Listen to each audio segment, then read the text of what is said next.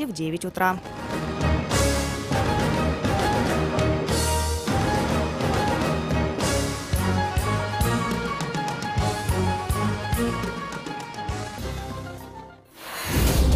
Вы слушаете «Радио Крым Реалии».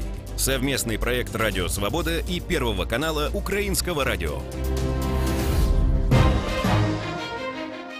Доброе утро, Крым. Эфир самого крымского в мире радио «Крым Реалии» продолжает Сергей Макрушин, заступает к дежурству микрофона. Напоминаю, что мы выходим по будням в 8:35 и в 18:30 на средних волнах на частоте АМ 549 кГц, в FM-диапазоне. Ищите нас на частоте 100,7 МГц. Теперь нас можно смотреть и слышать на сайте Крым Реалии с 7 до 10 утра, с 7 до 8:30 в эфире радио Крым Реалии программа «Радио Свобода» «Ранкова Свобода», с 8:35 до 10 утра радио Крым Реалии. И вот первые полчаса мы вещаем в том числе и на радиоволнах, а на остальной час оставшийся мы приглашаем нашу аудиторию за нами на YouTube трансляцию и трансляцию в сети Facebook. Эти обе трансляции я уже открыл, вы можете оставлять под ними свои комментарии. Также вы можете принять непосредственное участие в нашем эфире по номеру телефона 8 800 10 06 926 для жителей Крымского полуострова. Звонки по нему бесплатны. Жители материковой части Украины могут присоединиться к нашему эфиру по номеру телефона 044 490 29 05. Тема дня. Итак, аномальная ситуация снова фиксируется на административной линии со временно аннексированным Крымом. Ну, по правде говоря, аномальная ситуация там с 2014 года, когда там появились российские пункты пропуска, которых, согласно международному законодательству, быть не может. Но вот сейчас на въезде в аннексированный Крым фиксирует скопление автомобилей достаточно сильное. Кто все-таки виноват в том, что затруднено прохождение административной границы? Поговорим также о том, что можно провозить в Крым, есть ли по-прежнему проблемы с вывозом личных вещей с Крымского полуострова. Об этом мы поговорим после того, как послушаем информацию, которую подготовили мои коллеги. 100 слов по теме. В течение недели на административной границе с аннексированным Крымом фиксируют автомобильные очереди. Об этом сообщает Госпогранслужба Украины. Транспортные пробки начали формироваться на прошедших выходных 24-25 июня. Помощник начальника Херсонского пограничного отряда Иван Шевцов уведомил, что на выходных перед контрольным пунктом Каланчак наблюдали скопление около 45 автомобилей на въезде в Крым. В это же время, по данным пресс-службы Бердянского пограничного отряда, возле пункта пропуска Чингар ожидали въезда на полуостров более 70 автомобилей. После небольшого спада в среду 28 июня на админгранице снова наблюдались транспортные очереди. Как объясняют в Госпогранслужбе Украины, контрольные службы российской власти замедляют пропускные операции. Начиная с минувших выходных пропускают 4-6 авто в час, из-за чего возникает скопление транспорта на украинских блокпостах. При этом тех, кто пересекает админграницу в пешем порядке, пропускают в обычном режиме. Пешеходных очередей не наблюдается. Российские пограничники также заявляют об автомобильных очередях на админгранице на въезде в Крым, но в создании пробок обвиняют украинскую сторону. На выезде с полуострова очередей не фиксируют. 100 слов по теме. Итак, это радио Крым Реалии. Обсуждаем мы сегодня обстановку на административной линии с Крымом. И давайте поговорим с, собственно, автомобилистами, водителями, да, которые пересекают эту административную линию. Я приветствую в нашем эфире крымского перевозчика Максима. Максим, доброе утро. Слышите ли вы нас? Добрый день. Да, Максим, давно ли вы были на этой административной линии? Давно ли вы ее пересекали? Какая там сейчас обстановка? Можете ли вы нам сказать? Да, Сергей, я, к сожалению, не крымский перевозчик, тут вы ошиблись. Поправьте меня. Смотрите, недельку назад я был, просто вывозил свои вещи, и неделю назад ситуация была абсолютно нормальная. Неделю назад. Так, а по поводу вывоза вещей, как ситуация изменилась? Да, моя семья решила воспользоваться возможностью, которую предоставила украинская гельсинская спилка с Юлией Лисовой, Максимом Тымочко и Виктором Вуйко, которые отменили постановление незаконное, абсолютно и преступное 1035. И мы решили попробовать вывести свои вещи на материковую Украину, так как наша семья является переселенцем, но в силу ограничений, которые действовали 2 года, мы не могли эвакуировать свое имущество. Вот. И по этой ситуации, к сожалению, таможня говорит, что не получала каких-то инструкций, которые бы позволили ей поступать по закону и в соответствии с этим решением суда. Вот, поэтому имеет место быть, конечно, игнорирование решения суда, вот, и исключительно, благодаря, наверное, какому-то человеческому фактору со стороны начальников смены, той таможенной смены на тот момент, вот, нас просто пропустили, все-таки решили соблюдать закон, и мы смогли это все вывести. Максим, оставайтесь, пожалуйста, с нами на связи. Я напоминаю, что мы сейчас беседуем с Максимом, который буквально неделю назад пересекал административную линию с Крымом. У нас слушатель на связи 8 800 10 06 926. Для жителей Крыма звонки по этому телефону бесплатны. Доброе утро. Представьтесь, пожалуйста, если желаете. Скажите, откуда вы, и говорите. Здравствуйте. Доброе утро. Да, мы вас слушаем. Не вопрос такой, вы долго еще будете вот так вот ложь нести своим радио? О какой лжи идет речь? Вы были на административной границе с Крымом, вы можете рассказать о том, какая там ситуация? Нет, просто я каждый день слушаю ваше радио. Вот это, что вы там, я сам... У вас есть вопрос по теме? Это все... У нас, к сожалению, эфирное время не безгранично, поэтому мы не можем уделять внимание таким звонкам, слишком много внимания таким звонкам. Тем не менее, вы можете звонить 8 800 10 06 926 для жителей Крымского полуострова. Звонки по этому номеру телефона бесплатны. Очень прошу вас все-таки прежде всего высказываться по теме нашего сегодняшнего разговора. Обсуждаем мы сегодня ситуацию на административной линии с Крымом. Итак, с нами на связи Максим, который неделю назад буквально пересекал эту административную линию. И вот о чем я хочу спросить еще Максима. Вот крымские средства массовой информации распространяют заявление крымского депутата, так называемого Владислава Ганжары, о том, что вот прямо на пограничных пунктах украинских очень часто, я цитирую, можно встретить и членов радикально-националистических движений. Эти люди в полной мере чувствуют беззаконие, царящее в соседней стране, и пользуются им. Они могут избить и ограбить любого, кто не понравится им на границе. Здесь закончим эту цитату. Скажите, встречались ли вы с тем, что крымские средства массовой информации распространяют что-то подобное? Нет, я лично эту информацию не видел, но если это и было, то эта информация не соответствует действительности. То есть нету там никаких радикалистов, радикалов, националистов. Там есть, в принципе, сотрудники из Державной прикордонной службы, сотрудники СБУ, вот, и сотрудники таможенной службы. Из негосударственных формирований там есть только активисты Аскера, крымско-татарского батальона, которые, по их, скажем, заявлениям следят за соблюдением законности на блокпостах.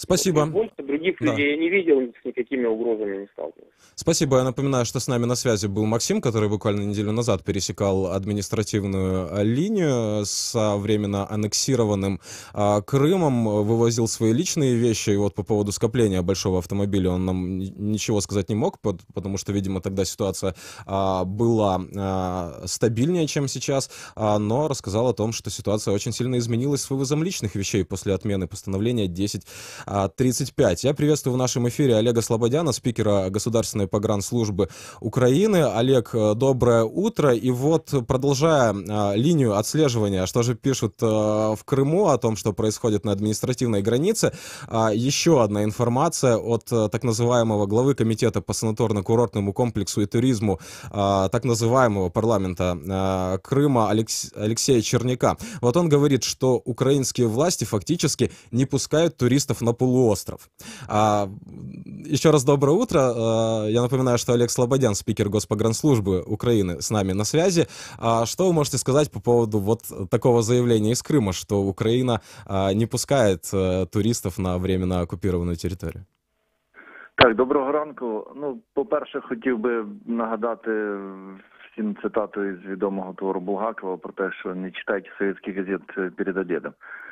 Звичайно, ця інформація повністю не відповідає дійсності, тому що, по-перше, власне кажучи, в нас немає ніяких обмежувальних заходів відносно громадян України, окрім якщо вони не мали проблем із законом. або не є якимись працівниками російських спецслужб. Тому ми не фільтруємо на адмінмежі людей за категорією турист-не турист, і туристів не розвертаємо в зворотньому порядку. Мається на увазі тих, які б, допустимо, гіпотетично їхали на відпочинок. А, власне кажучи, для того, щоб дійсно говорити аргументовано, то буду говорити мовою цифр.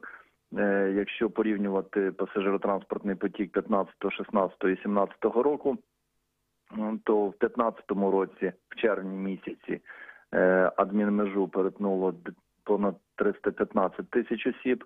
В 16 році, в червні місяці, адмінмежу перетнуло понад 192 тисячі осіб. І зараз в 17 році, в червні місяці, ми виходимо десь на цифру біля 180 тисяч осіб.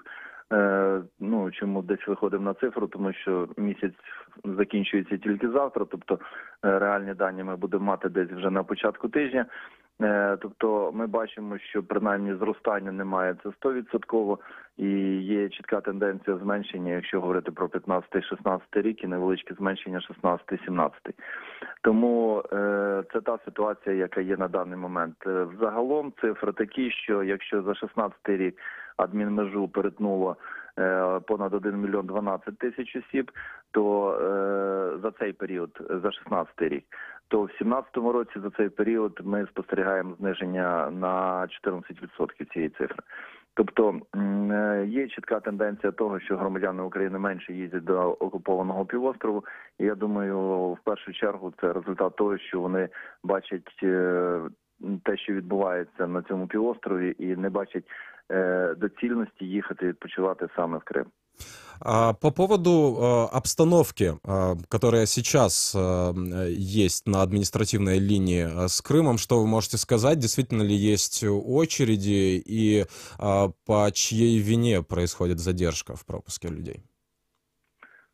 Якщо говорити про черги, то, власне, для цього напрямку це не властиво, тому що кількість людей, які перетинають адмінмежу, вона невелика і фізично не створюються передумови до накопичення транспортних засобів, за виключенням, коли сторона окупанта штучно не створює ці передумови. А це, як правило, буває перед вихідними, це, як правило, буває тоді, коли приїжджають російські пропагандистські канали для того, щоб створювати картинку масового виїзду українців до Криму. Тоді так, ми бачимо суттєве заповільнення оформлення з боку окупантів, причому вони самі це не приховують, вони пишуть на своїх сайтах, що оформлюють не більше 4 автомобілів за годину, і в той же час винять українську сторону в тому, що ми нібито не пропускаємо там когось через адмінмежу. Тобто вони самі собі навіть протирічать в повідомленнях в засобах масової інформації.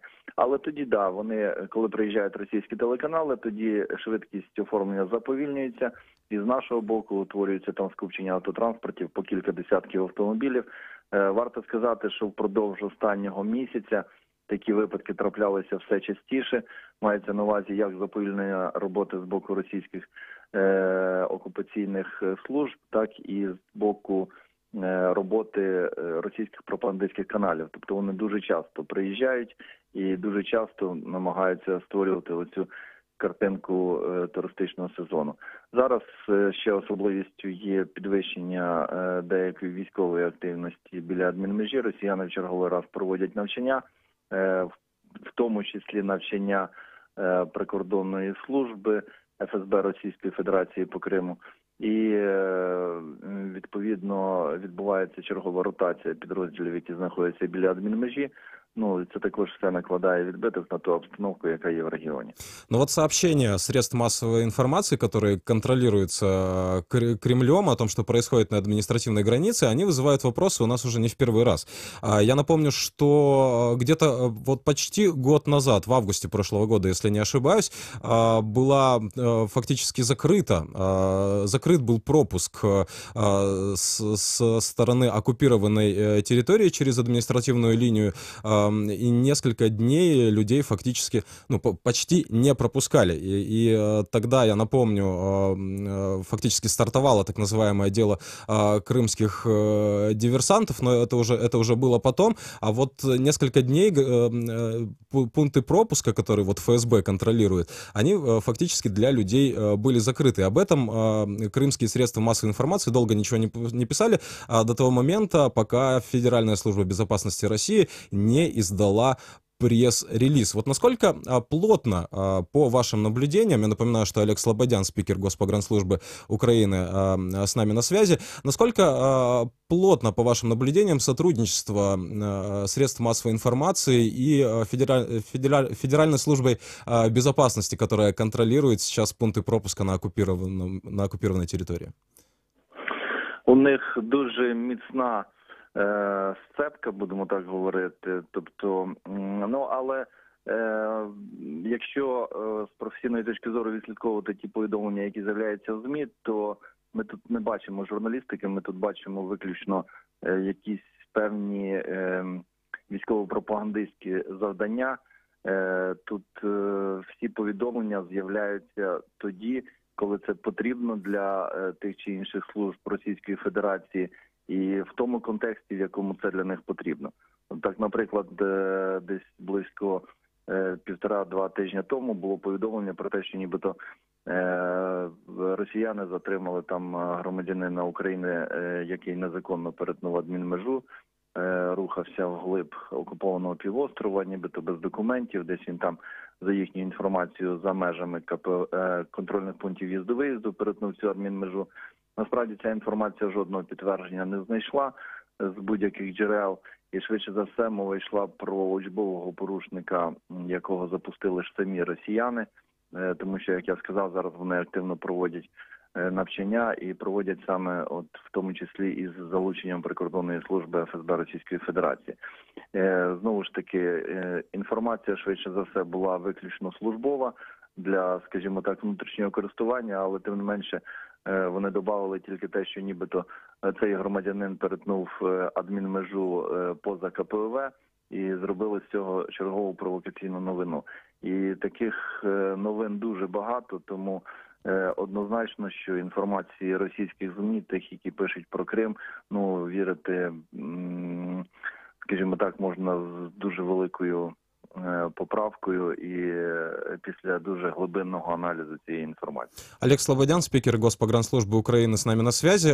Давайте примем звонок от нашего слушателя 8 800 10 06 926. Я напоминаю, что звонки по этому номеру для жителей Крымского полуострова бесплатны. 044 490 29 05. Этот номер работает для жителей материковой части страны. Доброе утро, вы в эфире, мы вас слушаем. Здравствуйте, это Черноморская. Я 3 недели назад пересекала границу, там все нормально с пропуском. Но я хочу подсказать, чтобы делали дорожку, когда едешь чемоданами по пешеходной дорожке. Ужас, я порвала себе чемодан. Вот это все, что я хочу сказать. Да, это радио Крым Реалии. Спасибо за ваш звонок.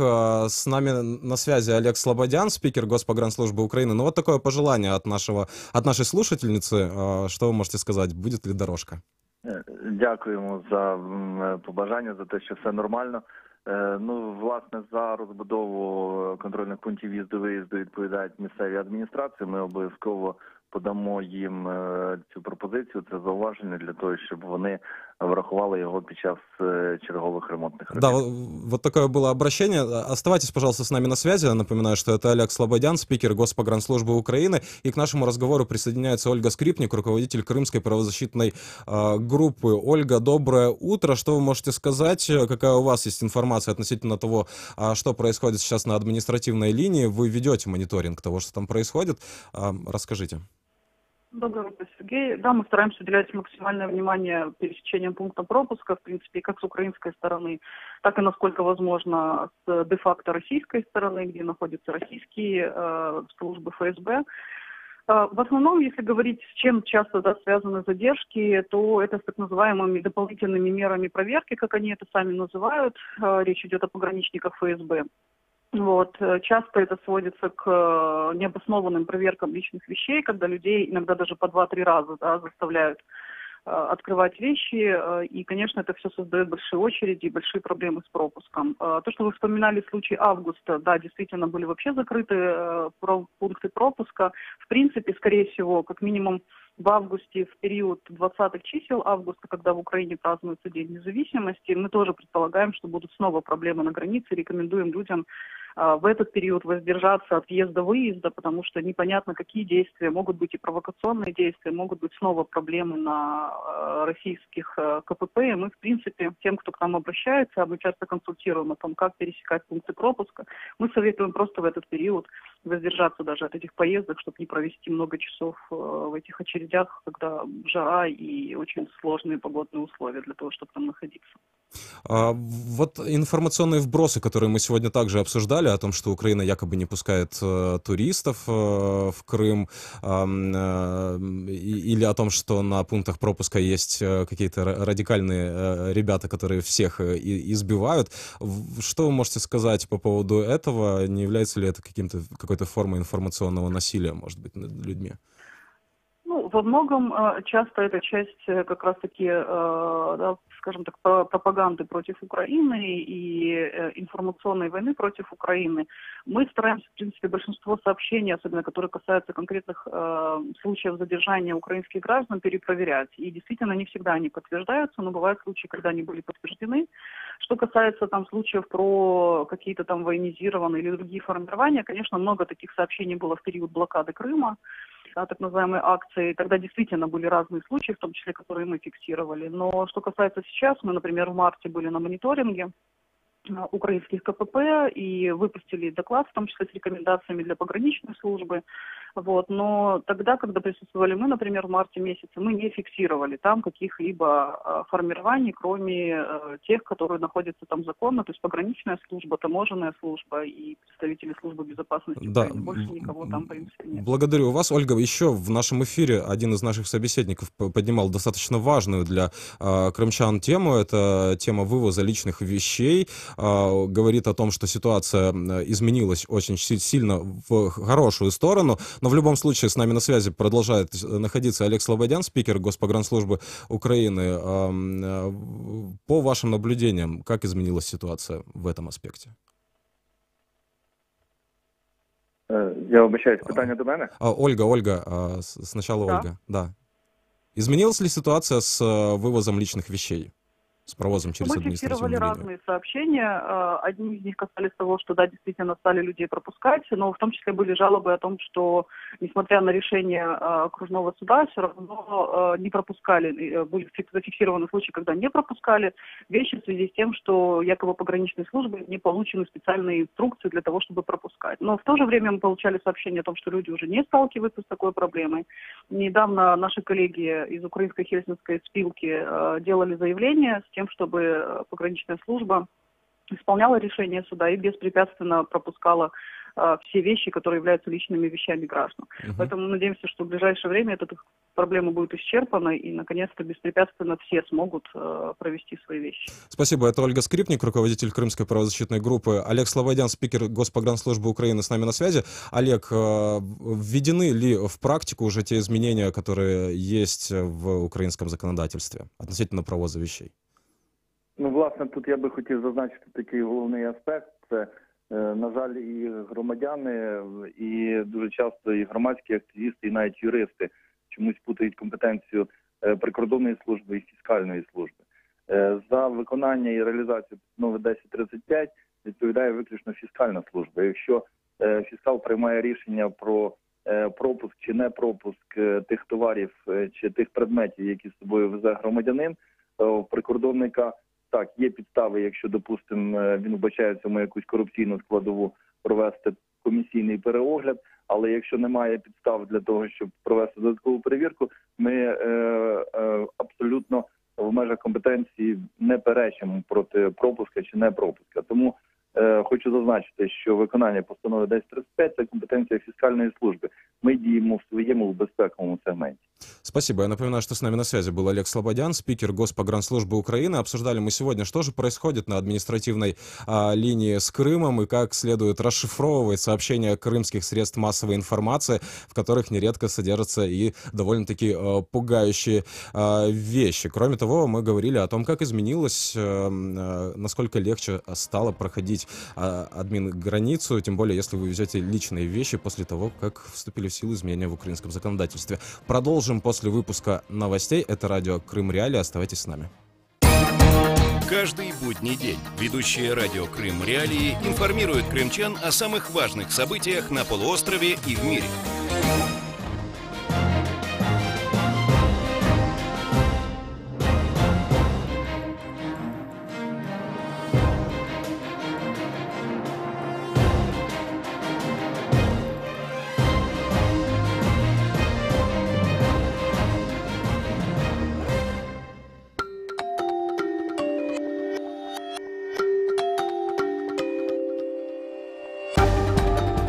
Новости в эфире радио Крым Реалии.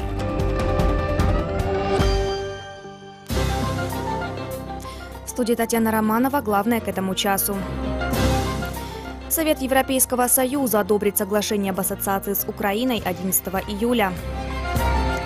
Депутатам парламентской ассамблеи передали сообщение из Крыма от Ахтема Чийгоза.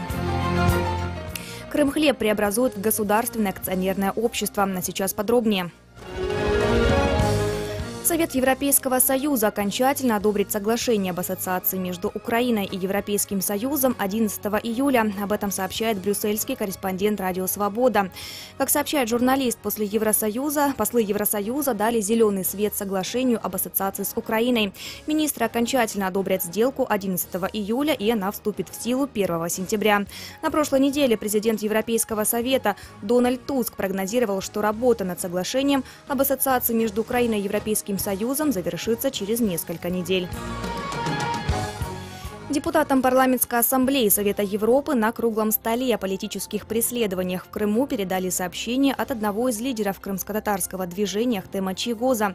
Об этом рассказал заместитель председателя постоянной делегации Верховной Рады Украины в парламентской ассамблее Совета Европы Георгий Лагвинский.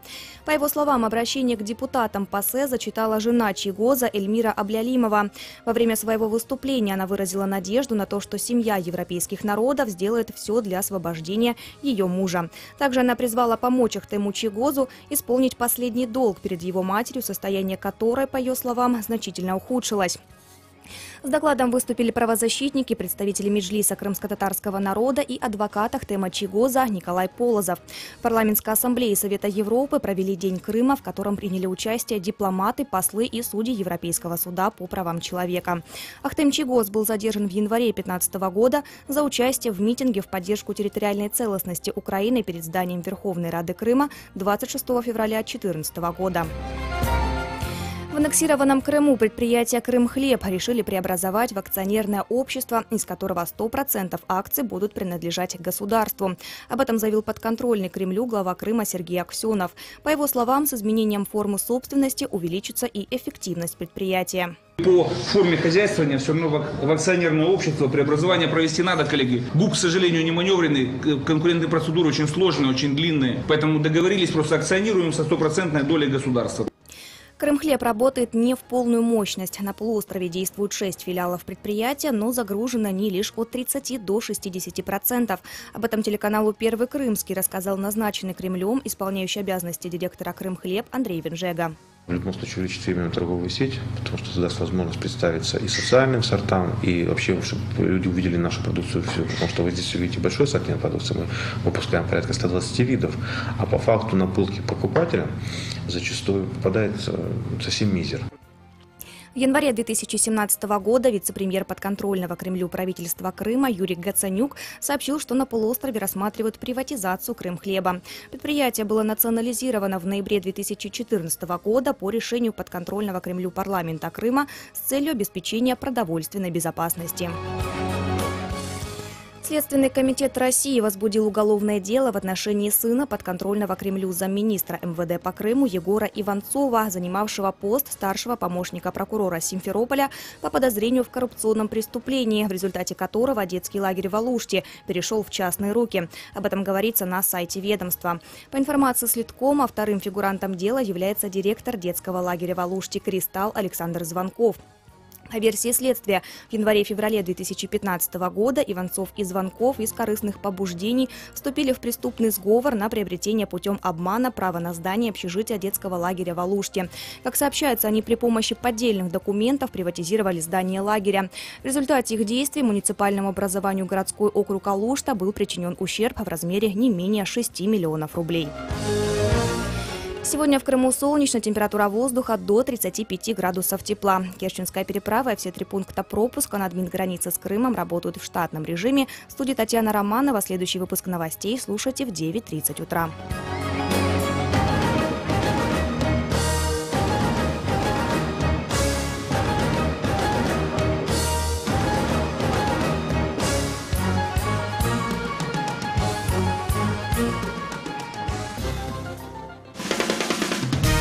Радио «Крым Реалии». Эфир утром с 7 до 10:00 на сайте Крым Реалии.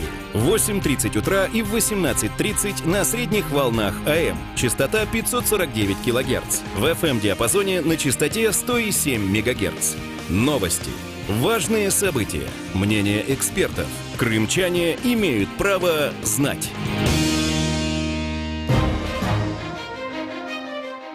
Итак, эфир самого крымского в мире радио «Крым Реалии» продолжается. Дежурит у микрофона Сергей Макрушин.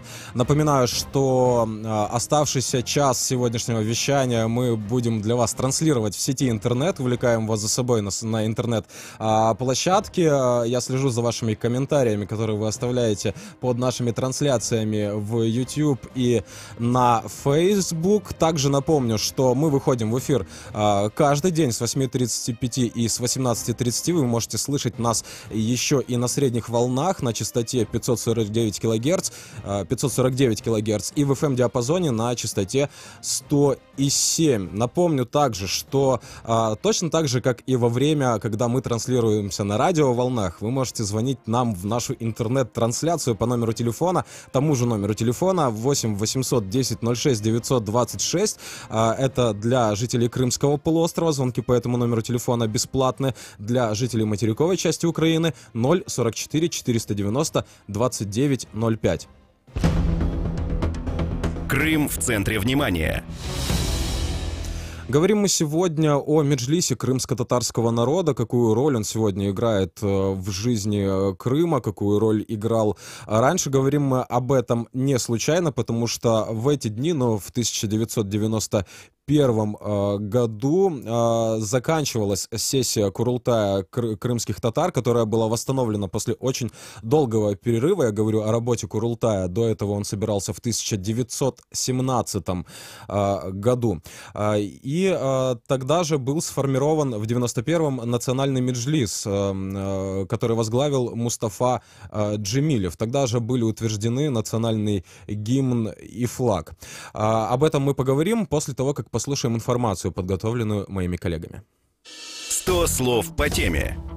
30 июня 1991 года был сформирован Меджлис крымско-татарского народа во главе с Мустафой Джемилевым. Решение об этом принято на первой сессии второго Курултая, национального съезда крымских татар, в уже суверенной Украине. Изначально Меджлис состоял из 33 человек. Заместителем главы национального органа избрали Рифата Чубарова. А уже 6 июля в том же году прошло первое заседание Меджлиса крымско-татарского народа, на котором была утверждена его структура. Второй Курултай продолжил демократические традиции крымских татар. Первый Курултай прошел в ноябре 1917 года. Тогда крымские татары избрали национальное правительство. В интервью «Крым Реалии» замглавы Меджлиса Ильми Умеров поделился воспоминаниями о Курултае 1991 года. День за днем, неделя за неделей готовили документы Курултая.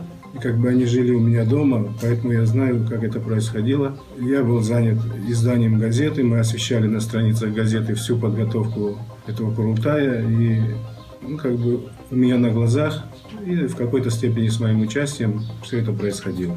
Основной целью созванного второго Курултая была консолидация крымско-татарского народа. Избранные делегаты представляли весь спектр мнений в крымско-татарском национальном движении. Его лидеры приняли декларацию о национальном суверенитете, постановление о национальном флаге и национальном гимне крымско-татарского народа, постановление о переходе на латинскую графику. Во время революции достоинства Меджлис официально потребовал немедленной отставки правительства и проведения внеочередных выборов Верховной Рады. В Киев отправились несколько сотен крымских татар для участия в акциях протеста. В частности, президент Всемирного конгресса крымских татар Рифат Чубаров, который в декабре 2013 года выступил со сцены Евромайдана. Горжуся тим, що ми разом тут виборюємо таку державу, в якій будуть гідні умови і гідні права для всіх, хто тут живе. Также Чубаров одним из первых политиков открыто заявил о подготовке в Крыму референдума о присоединении к России при поддержке властей соседнего государства.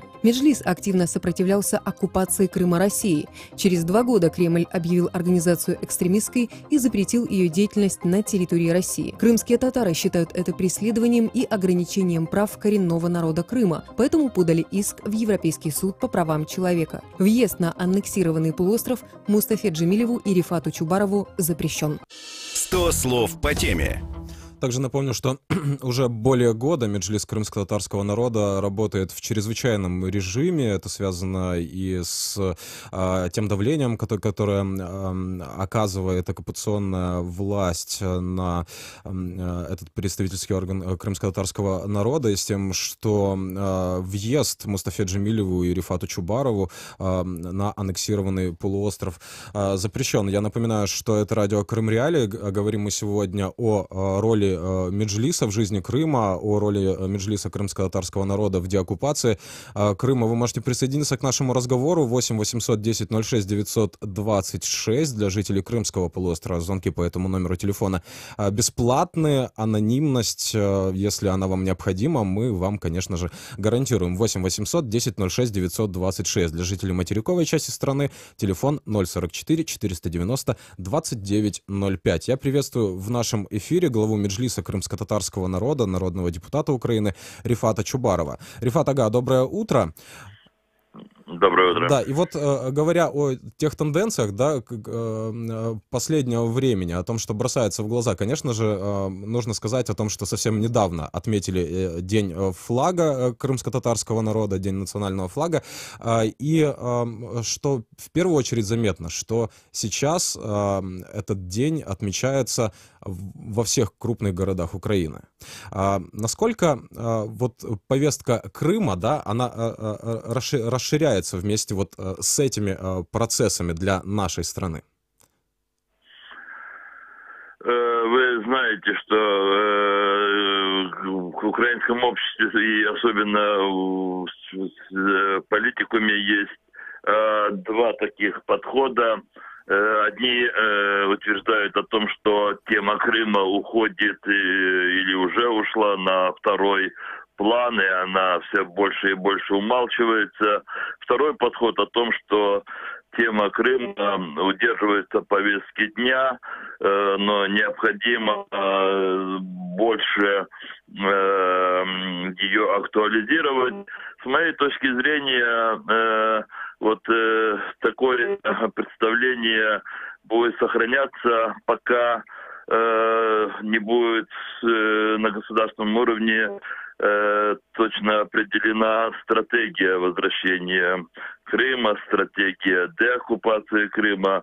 Мы, Меджлис крымско-татарского народа, крымские татары, делаем все для того, чтобы тема Крыма сохранялась не только в жизни украинского общества, но, что чрезвычайно важно, в международной жизни.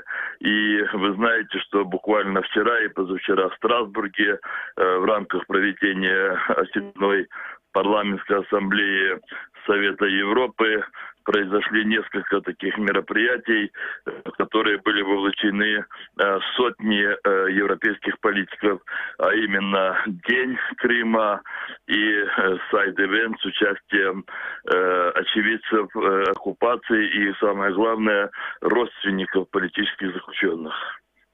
Но здесь еще очень важно, что если говорить о Дне национального флага, да, что в этот день над посольствами и представительствами нашей страны, Украины, да, в различных столицах стран мира поднимались также голубые флаги с тамгой.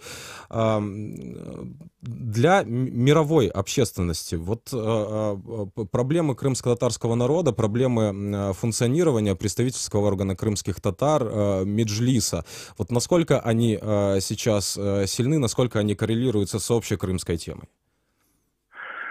Все эти мероприятия, они действительно для всех нас, и не только для крымско-татар, чрезвычайно важны, потому что на международном уровне актуализируют крымско-татарскую проблему. Я хотел бы, чтобы мы обратили внимание еще на одну сторону, реакция которой очень многое дает нам понять, насколько в правильном направлении мы движемся. Я посмотрел вчера некоторые программы, пусть меня извинит ваш слушатель, российских телеканалов, и хочу сказать, что они теперь очень бурно, присущей им такой агрессивной манере, обсуждают именно крымскую и крымско-татарскую проблемы, в частности, готовящиеся нами изменения Конституции Украины в части крымско-татарской автономии, и та агрессия, которая вот проявляется в ходе этих передач, говорит о том, что мы движемся в правильном направлении. Правда, надо отметить то, что российские пропагандисты пытаются использовать некоторых украинских политиков для того, чтобы осуществлять свою информационную атаку против темы переформатирования крымской автономии. И в частности, я обратил внимание, что они пытались опираться на суждения некоторых украинских депутатов, в частности, депутата от радикальной партии Мосійчука и депутата Чижмаря. Если говорить о демократических традициях крымско-татарского народа и о том, что сейчас происходит на оккупированной территории, да, где крымско-татарский народ попал под очень сильный удар, видимо, очень мешают как раз-таки демократические традиции самоуправления и мешает очень сильно право на реализацию себя, да, на своей исторической родине, право на самоопределение. Но однажды работа Курултая, да, была прервана на очень долгий период, на очень трагический период, в том числе в истории крымско-татарского народа, но все-таки, да, традиции были продолжены, они продолжаются и сейчас, несмотря на то, что Крым фактически оккупирован, и работа Меджлиса переведена, да, на чрезвычайный режим работы. Вот по вашему мнению, Рифат Ага, сколько продлится этот чрезвычайный режим, и есть ли на каком-то горизонте, да, то, как может развиваться эта ситуация, когда Меджлис снова сможет работать на территории Крымского полуострова? Вы абсолютно правы. Деятельность первого Курултая окончательно была разгромлена к весне 1918 года. Был расстрелян первый председатель Курултая Наман Челебеджихан. Большевиками были репрессированы многие деятели и делегаты Курултая крымско-татарского народа, и более 70 лет был перерыв. Но надо смотреть это в контексте всего того, что происходило в то время. Национальное возрождение и стремление обрести свою свободу тогда было присуще не только лишь крымско-татарскому народу, но и всем народам распадавшейся Российской империи. И, к великому сожалению, тогда разгромом и закончилось и национальное движение украинской нации, и крымско-татарского народа, и других народов, которые жили в большой империи. Сегодня в современных условиях мы имеем совершенно иные обстоятельства. Сегодня большая Российская Федерация остается в изоляции, хотя и очень сильной в военном отношении выступает против практически всего цивилизованного мира. И вот под большим репрессиям, оказавшийся под большими репрессиями со стороны Российской Федерации, оказавшийся крымско-татарский народ, он пользуется сегодня поддержкой практически всего международного сообщества, то есть совершенно иные условия. И я уверен, что именно это позволяет нам говорить о том, что в обозримое ближайшее время мы все с вами возвратимся в Крым, и деятельность Меджлиса крымско-татарского народа будет продолжена уже в деоккупированном Крыму. Ну вот то, что сейчас происходит на Крымском полуострове, я говорю об уголовном даже преследовании, политически мотивированном, я говорю о делах Ильми Умерова и Ахтема Чийгоза. В то же время, да, мы понимаем, что есть серьезная международная поддержка Меджлису крымско-татарского народа, но вот удается ли как-то защитить тех, кто оказался под ударом в Крыму, вот используя какие-то международные рычаги?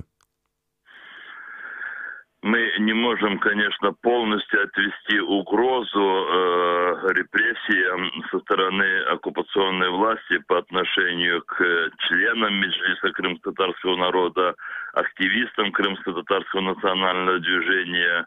И поэтому продолжаются суды, и Ахтем Чийгоз находится уже 2,5 года в условиях лишения свободы, и около 2 десятков крымских татар ожидают суда также в условиях несвободы, но в то же время мы в состоянии вместе с крымско-татарской общественностью оказывать не только моральную поддержку этим людям, но поддержку их семьям, детям.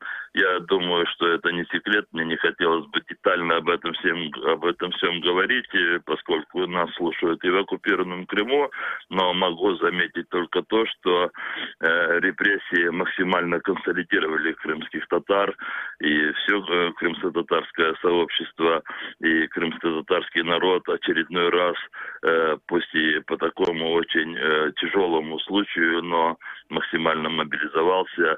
И все люди, которые сегодня под катком репрессий оккупантов, они чувствуют помощь. Когда мы говорим о демократических традициях, об истории демократических традиций, да, мы говорим в том числе и об уроках истории. Вот по вашему мнению, какой вывод не сделала оккупационная власть из исторического опыта, когда, ну, по сути, да, многие говорят о том, что это ошибка для самой оккупационной власти проводить какие-то репрессии против крымских татар и оказывать давление на Курултай и на Меджлис. В чем ошибка их? Я могу попытаться передать почти что теми же словами, которые мне сказали люди, которые общаются с политическими заключенными в собственно России, на материковой России, с людьми, которые сидят в тюрьмах российских и представляют не русский народ, а, скажем, народы Кавказа, там, дагестанцы, чечены, ингуши. Я встречался несколько дней назад с адвокатами, которые защищают этих людей. И они мне сказали, что вот их общение с представителями других народов, репрессируемых, собственно, России, позволяет им говорить то суждение, которое не стесняются озвучивать представители ФСБ. Они говорят о том, что они столкнулись с таким открытым, мощным сопротивлением репрессируемых крымских татар, которые они давно уже не отмечают в самой России. Об этом говорят и политзаключенные дагестанцы, чечены. Они говорят о том, что они утратили то единство между, собственно, своим народом и репрессируемыми семьями, и то, что они сейчас отмечают вот в Крыму со стороны крымстатар, в общем, это позволяет им надеяться на то, что такое вот сопротивление возвратится и в их народах. ФСБ просто не учло о том, что крымские татары прошли очень большую жизненную, пусть и не по своей воле, политическую школу в условиях Советского Союза. Спасибо, Рифат Ага. Я напоминаю, что с нами на связи был Рифат Чубаров, глава Меджлиса крымско-татарского народа. Напоминаю, что вы тоже можете присоединиться к нашему разговору. Говорим мы сегодня о демократических традициях крымско-татарского народа, о той роли, которую играет Меджлис крымских татар в жизни Крыма сейчас, даже когда он вынужден работать в условиях чрезвычайной ситуации, в чрезвычайном режиме. Напоминаю, что вы также можете присоединиться к нашему разговору по номеру телефона 8 810 06 926. Жители материковой части страны могут также присоединиться к нашему разговору по номеру телефона 044 490 29 05. Продолжим через несколько секунд. Слушайте радио Крым Реалии на средних волнах АМ. Частота 549 кГц. В FM-диапазоне на частоте 100,7 МГц. На сайте Крым Реалии. Итак, это радио Крым Реалии, Сергей Макрушин у микрофона, и сейчас мы обсуждаем историю Меджлиса крымско-татарского народа, который был сформирован, да, вот в нынешнем виде как раз 30 июня 1991 года по завершению работы, возобновленной работы Курултая крымско-татарского народа, который до этого открылся в 1917 году. Я приветствую в нашем эфире Заира Смедляева, главу Центрального избирательного комитета Курултая крымско-татарского народа. Заир, здравствуйте. Вопрос такой. Мы вот с Рифатом Чубаровым обсуждали, да, давление, которое оказывается на Меджлис, на членов Меджлиса на территории Крымского полуострова. Не пытались ли как-то взять под контроль, да, перед тем, как попытаться уничтожить Меджлис на территории Крыма, не пытались ли в Крыму взять работу этого представительского органа крымских татар под контроль? Ну, я скажу, в принципе, такие попытки были, так же, как и в 91 году, когда было заявление Крымского обкома о том, что это попытка создания параллельного органа власти, там еще такого типа было заявление. То же самое с приходом России на Крымский полуостров были попытки, скажем, подмять под себя Меджлис, его руководство.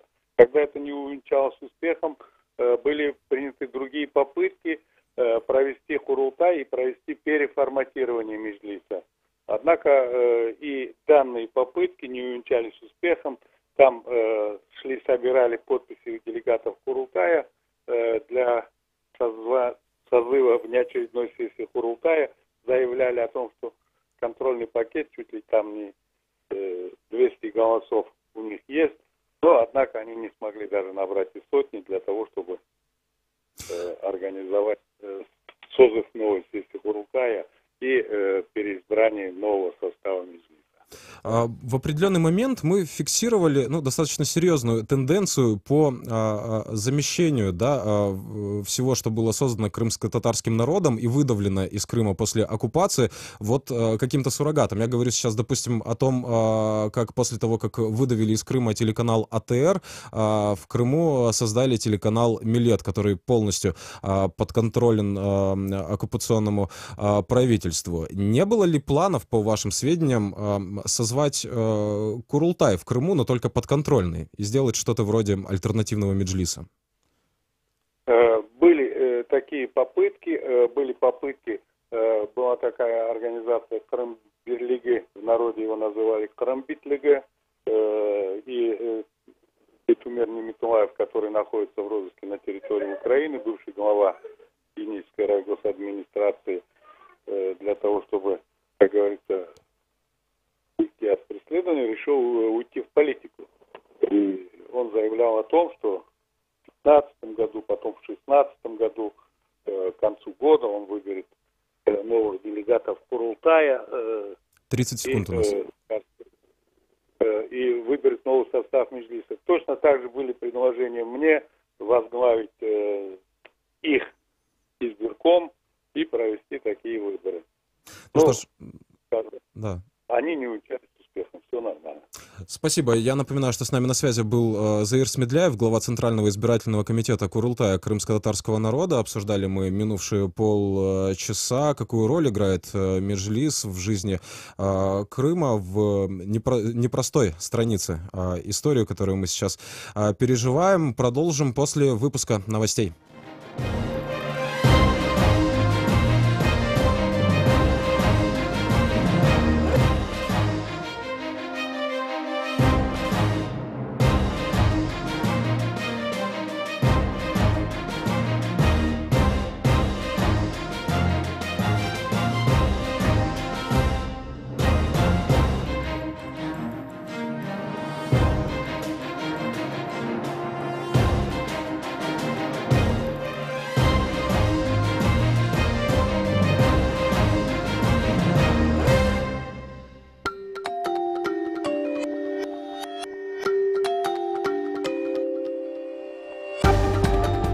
Новости в эфире «Радио Крым. Реалии». В студии Татьяна Романова. Коротко о главном. В России присяжные признали Дадаева виновным в убийстве Немцова. Российские компании спорят за право потратить 100 миллионов на проект реконструкции Митридатской лестницы. Украинцы продолжают покупать жилье в Крыму. А сейчас подробнее.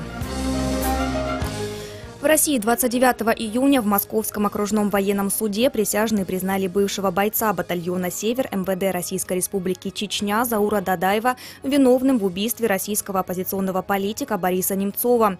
Об этом сообщает корреспондент «Радио Свобода». Защита Дадаева намерена подавать апелляцию в Верховный суд России. Об этом рассказал его адвокат Марк Аверзин. Это не окончание рассмотрения данного уголовного дела. Я думаю, будет много вопросов к суду в ходе рассмотрения в апелляционной инстанции, в Верховном суде.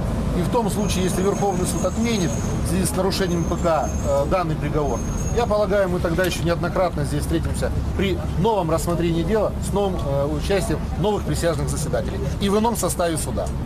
Семья убитого Бориса Немцова планирует подавать жалобу в Европейский суд по правам человека. Об этом рассказал адвокат семьи Вадим Прохоров. Мы не можем сказать, что вот мы удовлетворены вердиктом. Почему? Потому что, конечно, мы бы предпочли, чтобы данного убийства вообще не было. Это совершенно очевидно. Здесь не может быть какого-то повода для такой безудержной радости. Это первое. Второе, конечно же, нет ни организаторов, ни заказчиков. Это очень важно. В политическом, самом громком политическом убийстве 21 века за 2 с лишним года при всей мощи российских путинских спецслужб так и не установлены ни организаторы, ни заказчики. Помимо Дадаева на скамье подсудимых находятся Анзор и Шадид Губашева, Тамерлан Искирханов и Хамзат Бахаев. Присяжные согласились с утверждением, что все они действовали в составе одной группы, после чего признали их виновными и не заслуживающими снисхождения. В ходе следствия Заур Дадаев и братья Губашевы давали признательные показания, но в суде отказались от них, заявив, что подвергались пыткам. Родные и соратники Немцова настаивают, что к убийству причастен глава Чечни Рамзан Кадыров. Организатором преступления неоднократно называли бывшего заместителя командира батальона «Север» Руслана Геремеева. В ходе следствия он ни разу не был допрошен. Борис Немцов был убит 27 февраля 2015 года на Большом Москворецком мосту в столице России, Москве. В конкурсе на разработку научно-проектной документации по реконструкции Митридатской лестницы в Керчи участвуют несколько российских компаний. Об этом сообщают местные СМИ. По информации сайта «Керчь. Мой город», конкурс завершится 6 июля. Как сообщает издание, согласно документам, размещенным на российском портале госзакупок, участие в конкурсе принимают 4 компании: «Меандр», «Эпоха Возрождения» Санкт-Петербурга, «Асгард» из Нижнего Новгорода и Томский государственный архитектурно-строительный университет. Сумма контракта составляет более 100 миллионов рублей. Сами керчане неоднозначно относятся к разрушенной достопримечательности. Кто-то говорит, необходима реконструкция, а кого-то все устраивает. Лестницу нужно переделывать, она же разваливается. Это же гордость Керчи. В общем-то, более-менее, да. В мое детство она выглядела хуже, сейчас намного лучше. Понятно, что требуется определенное вложение, ремонт, но все основные средства сейчас направлены не на это. Хорошо. Как положено будет. Сильно, если будет блистать и все мехтать, это показуха будет. А в натуре, как оно есть, так должно и быть. Сейчас на лестнице провели некоторые укрепительные работы. Большая Митридатская лестница, один из главных символов Керчи, пострадала от частичного обрушения в 2015 году. Арочный свод на одном из пролетов лестницы треснул по всей площади. В конце апреля 2015 года аварийный участок закрыли для туристов, оградив бетонными блоками с надписью «Проход запрещен». Сегодня в Крыму солнечно, температура воздуха до 35 градусов тепла. Керченская переправа и все 3 пункта пропуска на админгранице с Крымом работают в штатном режиме. В студии Татьяна Романова. Хорошего дня и услышимся вечером.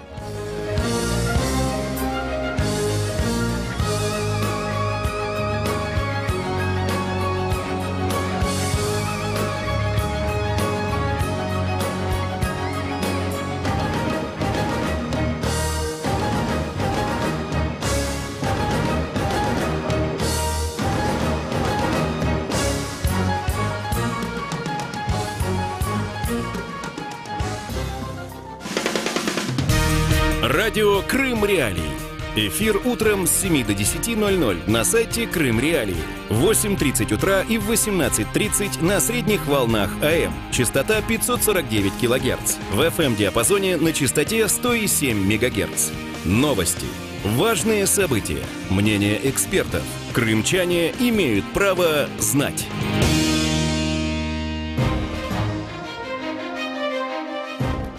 Продолжаем эфир радио «Крым Реалии». У микрофона дежурит Сергей Макрушин. Напоминаю, что мы выходим в 8:35 и в 18:30 в будние дни на средних волнах на частоте 549 кГц, в FM-диапазоне на частоте 107 МГц. И первые полчаса нашего эфира мы вещаем в FM-диапазоне в том числе. А с 9 до 10:00 мы в интернете, онлайн на сайте Крым Реалии, в YouTube и на нашей странице в Facebook. Ищите нашу трансляцию. За комментариями, которые вы там оставляете, я тоже слежу и некоторые озвучиваю. Конечно же, соблюдайте правила приличия для того, чтобы это произошло.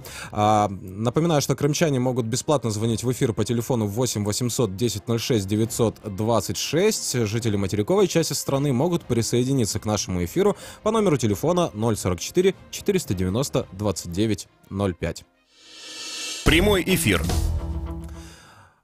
Как страшно жить? Я бы так, наверное, сформулировал нашу следующую тему. На Украину обрушилась масштабная кибератака, от которой уже очень много пострадавших. Вот о том, как себя обезопасить, что же это за атака такая и о каких глобальных переменах такие атаки могут нам свидетельствовать, мы поговорим после того, как послушаем информацию, которую подготовили мои коллеги. 100 слов по теме.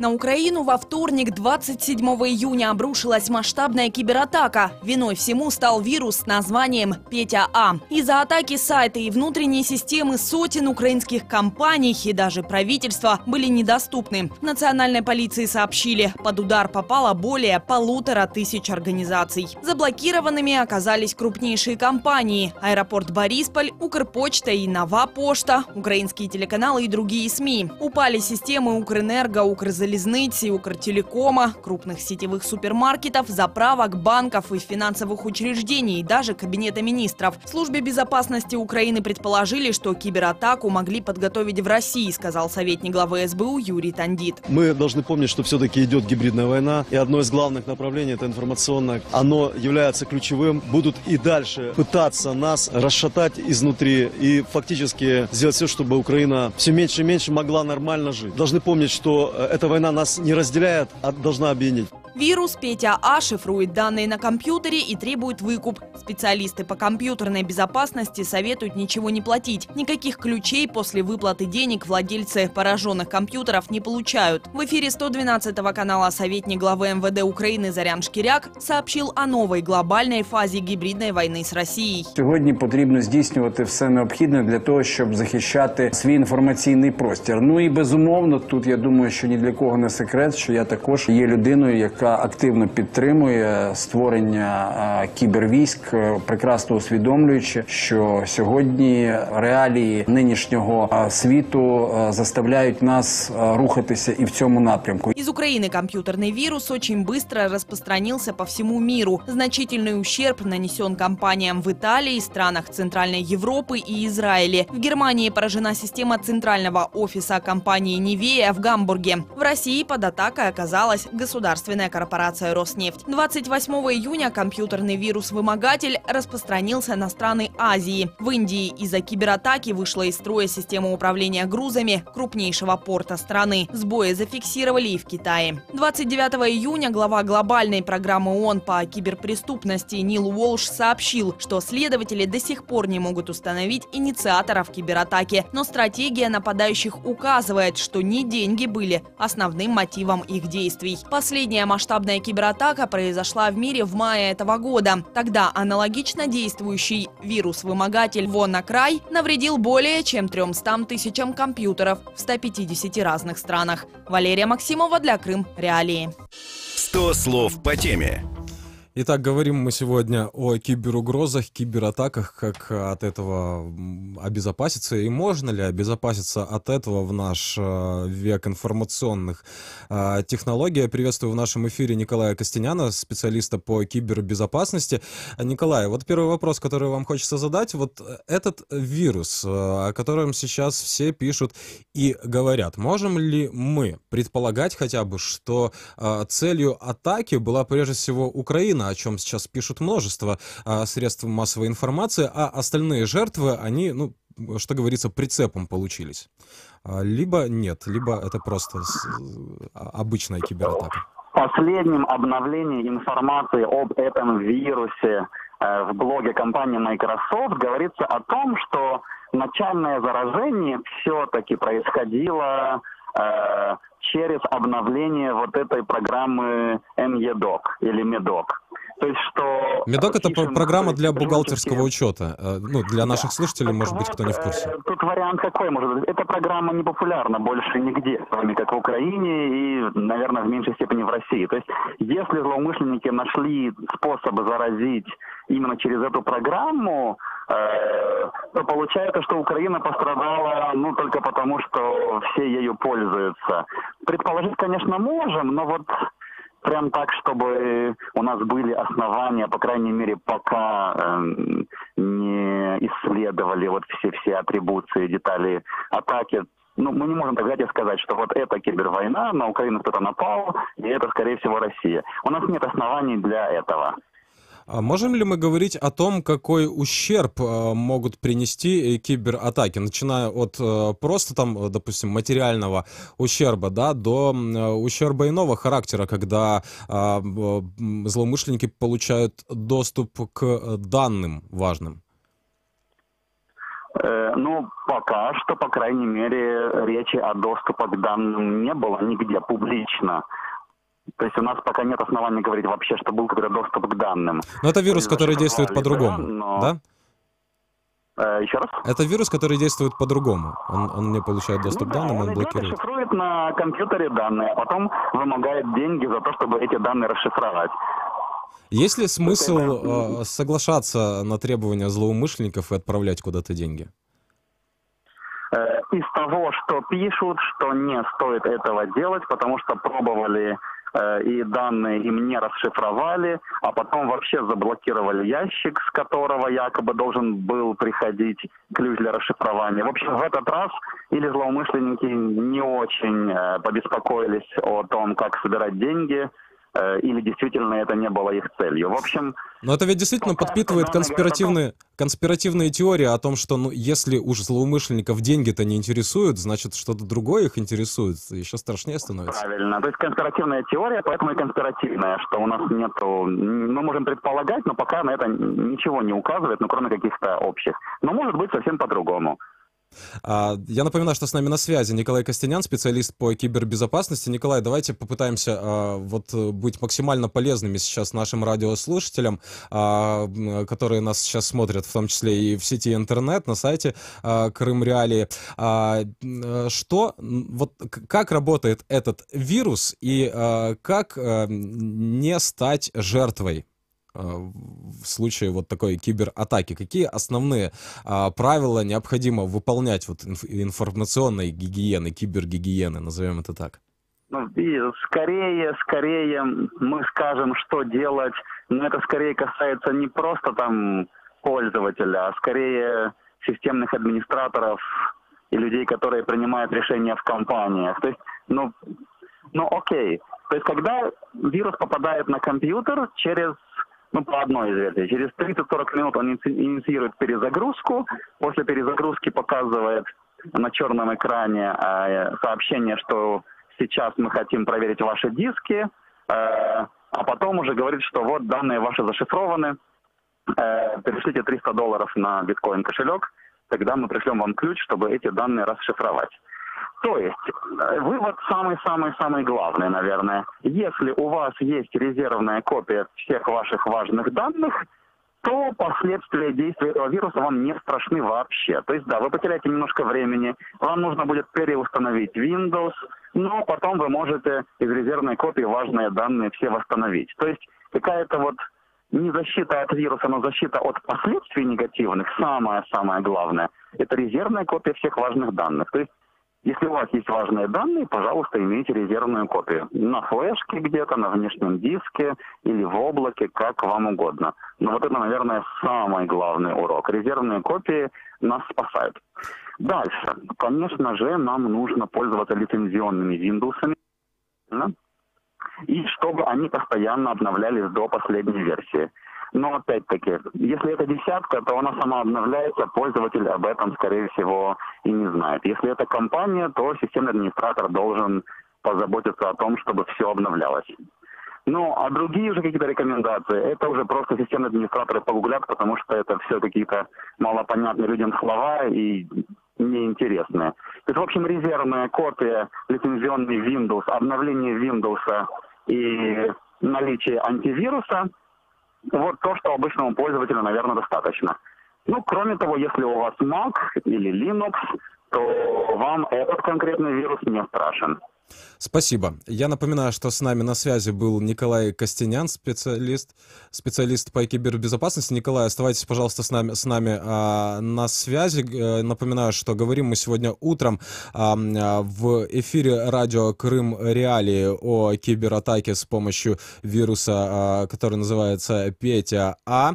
И вот в продолжение темы немного информации. Центр по исследованию безопасности при Федеральной высшей технической школе Цюриха недавно выпустил новое исследование «Кибернетическая и информационная война в украинском конфликте». Авторы исследования выделяют 4 главных внешних и внутренних последствия кибератак на общество, в том числе украинское общество. Чем опасны эти кибератаки? А опасны они социальными последствиями. Это изоляция жителей оккупированных регионов от источников информации. Остается информационное поле только подконтрольное известно оккупационным властям. Экономические последствия — это прямой убыток от кибератак или косвенные репутационные потери и утечка информации и так далее. Технологические, если говорится о кибератаках, в которых уличают в последнее время Российскую Федерацию, то в докладе этом говорится о том, что Россия соединяет физические атаки на важные телекоммуникационные узлы с кибератаками. В долгосрочной перспективе можно даже найти позитивный эффект в том, что это позволяет подготовиться к полноценной кибервойне. И международные последствия — это, опять же, информационная изоляция и возможные манипуляции при разрешении вопросов на международной арене. Я напоминаю, что с нами на связи специалист по кибербезопасности Николай Костенян. Вот по поводу одного из тезисов, которые были изложены в исследовании, которое я коротко сейчас представил, о том, что информационные вот эти вот войны, да, кибератаки, они позволяют нам подготовиться к какой-то глобальной кибервойне. Что-то вам известно о таких прогнозах, что следующие конфликты, они будут больше и больше включать в себя киберсоставляющую? Ну, они, конечно, будут и уже включают, но однозначно. Ну, то есть, что актуально на это время в плане развития науки и техники, вот тем и ведется война. То есть всегда так было. То есть сначала какие-то камни, потом палки, потом вот все остальное. Да, естественно, но насколько это помогает нам глобально стать более защищенными? Ну вот была волна WannaCry в мае.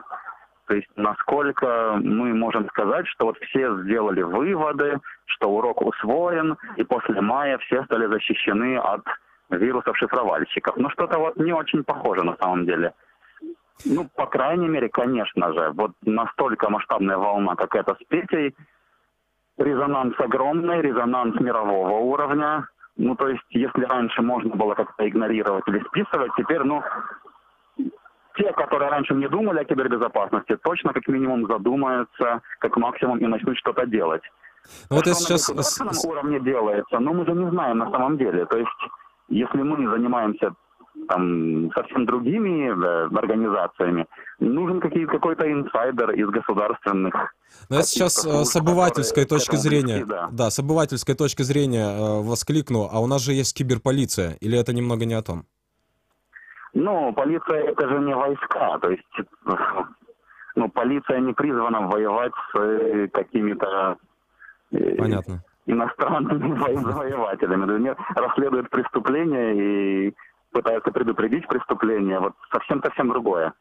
Понятно, спасибо. Я напоминаю, что с нами на связи был Николай Костенян, специалист по кибербезопасности. Напоминаю, что вы тоже можете выйти с нами на связь и принять участие в нашем эфире. 8 800 10 06 926. Это номер телефона, по которому жители Крымского полуострова бесплатно могут принять участие в нашем эфире. Звонки по этому номеру телефона бесплатные. И жители материковой части страны могут присоединиться к нашему эфиру по телефону 044 490 2905. Продолжим через несколько секунд. Слушайте радио Крым Реалии на средних волнах АМ. Частота 549 кГц. В FM-диапазоне на частоте 100,7 МГц. На сайте Крым Реалии. Это радио Крым Реалии. Обсуждаем мы довольно-таки громкую историю с кибератакой, с взрывоопасным распространением вируса Петя А, который уже многие назвали кибератакой, направленной на Украину непосредственно, хотя вот наш предыдущий спикер Николай Костенян, специалист по кибербезопасности, он говорил, что это связано с любовью, да, наших предприятий некоторых к бесплатному программному обеспечению, с обновлением к которому был и скачан, собственно, этот вирус-шифровальщик. Но, тем не менее, эта история является хорошим поводом для того, чтобы поговорить о кибервойнах и информационных войнах. Я приветствую с нами на связи Евгения Цыбуленко, профессора международного права, главу украинского землячества в Эстонии. Евгений, здравствуйте. По поводу кибератак и информационных атак, которые сейчас ну, если по кибератакам, да, здесь, может быть, и нет консолидированного какого-то мнения, то вот объектом информационных атак Украина становится уж очень часто. Насколько это важный аспект в современном мире, по вашему мнению? Доброе утро. Ну, в принципе, конечно, тут надо очень четко разделять кибербезопасность и безопасность информационного пространства и российскую пропаганду, потому что на самом деле, если мы посмотрим на Эстонию и разделим как два направления, то мы увидим совершенно противоположные тенденции, поскольку с точки зрения кибербезопасности Эстония находится, я бы сказал, на высочайшем уровне, что, кроме всего, свидетельствует это, что здесь находится НАТОвский центр кибербезопасности, который отвечает за кибербезопасность всего НАТО. Кроме того, тут находится структура кибербезопасности Европейского Союза. В общем-то, Эстония очень сильно об этом задумалась после событий 2007 года, когда переносился памятник советскому солдату на кладбище из центра города. И эти события были использованы российской пропагандой для того, чтобы спровоцировать в Эстонии массовые беспорядки, которые длились пару дней, но потом были достаточно эффективно подавлены эстонскими правоохранителями. Меньше людей знают о том, что вот в 2007 году, когда все происходило, на Эстонии была совершена тоже мощнейшая кибератака, которую, в принципе, удалось отбить, но это послужило таким достаточно серьезным звонком. После этого эстонцы стали заниматься системно вот этими проблемами.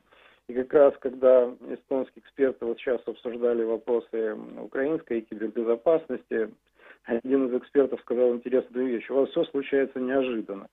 В общем-то, ему даже трудно что-то возразить, поскольку действительно в Украине зачастую не ведется системная работа по предотвращению вот этих киберугроз. А вот системная работа, как она должна выглядеть? Мы вот этого не видели, поэтому мы не знаем, как это должно выглядеть. То есть, что сделала Эстония, чего не сделала Украина? Ну, вообще, надо понимать, что Эстония, она считается одним из таких лидеров электронного вообще управления. То есть, здесь практически все переведено на электронную основу. Эстония была первой в мире страной, которая организовала электронные выборы как на местном уровне, так и потом в парламент. Эстония была первая страна, которая осуществила электронное правительство, то есть полный перевод всей документации правительства в электронный вариант. Стала первой внедрять интернет-банки, то есть когда в мире было первых 10 интернет-банков, 3 из них были в Эстонии. И, в общем-то, поэтому вся эта система, она, естественно, идет в одном пакете с кибербезопасностью. Тут абсолютно понятно, на каком высоком уровне задействования электронных каналов необходимо, чтобы они были обезопасены. То есть здесь каждый человек практически имеет карту электронную с чипом и, в общем-то, может пользоваться электронными услугами. При этом все эти электронные услуги очень защищены. Что интересно, любой человек может зайти в портал государственных услуг и посмотреть, кто интересовался его данными вот через этот портал. Все запросы, они сохраняются, и, естественно, их нельзя делать просто так. Если, скажем, какой-то чиновник без необходимости запрос по личным данным, то это моментально становится... Во-первых, это никак нельзя стереть, это остается в истории, сразу же проводится расследование, и очень было много случаев, особенно поначалу, когда чиновников за это наказывали, увольняли. Соответственно, очень была жесткая реакция, и теперь таких каких-то несанкционированных использований практически не стало.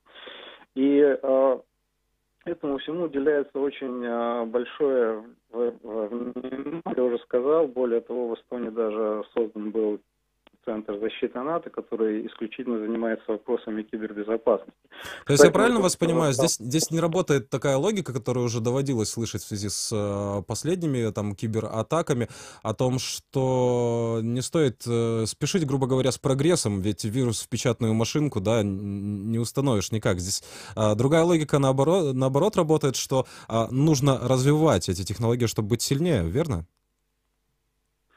Безусловно, развивать их надо, но их надо именно развивать системно, учитывая все вопросы безопасности, потому что безусловно, когда в Киеве на радиорынке можно практически купить любую базу данных, то в таких условиях я абсолютно понимаю людей, которые беспокоятся по вопросам безопасности в случае развития всех этих электронных технологий в Украине. То есть, как я уже сказал, в Эстонии практически каждый находится в электронной среде, входит в то, что тут уже электронные рецепты в аптеках и так далее. Тем не менее, никаких утечек не было, и, в общем-то, люди вполне доверяют этой электронной системе, потому что именно все это развивается системно с учетом вопросов безопасности. Но кроме того, я вот немножко застал выступление предыдущего эксперта. Вот он сказал, что, по крайней мере, из того, что я успел услышать, что проблема в основном, что в Украине нелицензионное ПО, и, в принципе, можно сказать, что это было направлено на Украину. В то же время, буквально вот сегодня увидел, не знаю, вчера или сегодня это вышла статья, увидел ее сегодня в онлайн в Нью-Йорк Таймс, где эксперты прямо заявляют, что, в общем-то, атака таки была направлена на Украину. И, в общем-то, зарабатывание денег не было основной задачей. То есть задача была именно парализовать государство. Да, но наш предыдущий спикер говорил еще о том, что со времени предыдущей кибератаки, да, назовем это так, когда атаковал вирус WannaCry, ну, тогда не говорилось о том, что это на Украину направлено, это всемирная была проблема, не сделано было выводов украинским государством. Как вы считаете, действительно ли это так? Делаются ли выводы или нет? У нас минута эфира осталось. Ну, в принципе, да, тут проблема в том, что тут сложно не согласиться с тем, что нелицензионное ПО, которое не обновляется, оно является уязвимым. Безусловно, пока итоги фирмы, тем более даже, я так понимаю, некоторые государственные структуры такое ПО использовали, естественно, они были бы уязвимыми. То есть, безусловно, так, и, безусловно, этим надо заниматься. Кроме того, должны быть вообще какие-то безопасные каналы связи сделаны. То есть, я так понимаю, в Украине не есть, но далеко не все ими пользуются. То есть, безусловно, госструктуры нужно на эти каналы переводить и делать системно. Ну и просто, опять-таки, мы начали с того, что вот есть кибербезопасность, есть опасность информационного пространства. Тут, что касается второго, к сожалению, в Эстонии здесь немножко сложнее, поскольку Эстония во всех рейтингах находится на первых местах по свободе слова, по свободе интернета даже была на первом месте, сейчас, правда, 10 секунд у нас. Отошла, Исландия, по-моему, вышла на первое, поэтому здесь российскую пропаганду, к сожалению, практически никак не ограничивают вообще. То есть, ну кажется, да, известно, что пользуются демократией и свободой слова, да, они очень активно, в том числе иногда и в нашем эфире. Напоминаю, что это радио Крым Реалии, с нами на связи был Евгений Цыбуленко, глава Украинского землячества в Эстонии, профессор международного права. У микрофона сегодня был Сергей Макрушин. Всего доброго, пока.